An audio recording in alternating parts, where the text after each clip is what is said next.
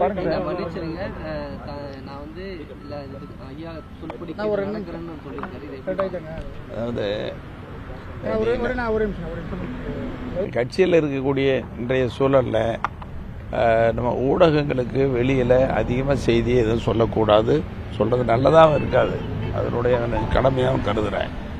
நானும் இப்போ இந்த சூழலில் உடம்பு சரியில்லாமல் சென்னை மருத்துவமனை நேற்றுக்கு ஐயா வர சொன்னார்னு வந்தோம், இன்னைக்கு மறுபடியும் ஐயா இருக்க சொன்னார்னு இருக்கிறேன். அதனால் எங்கள் ஆசையெல்லாம், எங்கள் கட்சிக்காரங்க ஆசையெல்லாம் இருவரும் ஒன்றிணைந்து செயல்பட வேண்டுங்கிறது தான். இப்போ நேற்றுக்கு சொல்லியிருக்காரு, அதை நாங்கள் மறுக்கலை.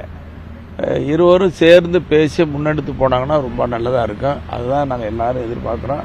அந்த சூழ்நிலை நல்லா உருவாகும்னு நினைக்கிறோம். இப்போ இருவரும் சேர்ந்து பேசி முன்னெடுத்து செல்வது கட்சிக்கு பலமாக இருக்கும், வளமாக இருக்கும். அதை தான் நாங்கள் ஆசையோடு எதிர்பார்த்துட்டு இருக்கிறோம்.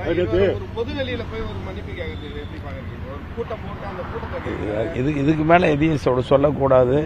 இருவரும் பேசி இதை சரி பண்ணி அடுத்த கட்ட வேலைகளுக்கு போனோம்னா மிகப்பெரிய வளர்ச்சியை கொடுக்கும், தேர்தலுக்கு பயனுள்ளதாக இருக்கும்.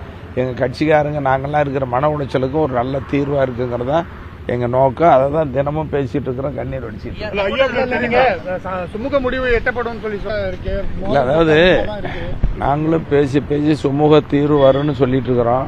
இன்னும் அது எட்டலை. அதுக்காக தான் எல்லாரும் பேசுறதை விட இருவரும் சேர்ந்து பேசி ஒரு நல்ல முடிவு எடுக்கணுங்கிறதா எங்கள் விருப்பம். அவங்க கையில் இருக்க ஒன்றும் அவங்களுக்கு அரசியல் விவரம் புரியாதவர்கள் இல்லை, நாட்டுக்கே அறிவுரை ஆலோசனைகள் வழங்கக்கூடிய நல்ல தலைவர்கள்.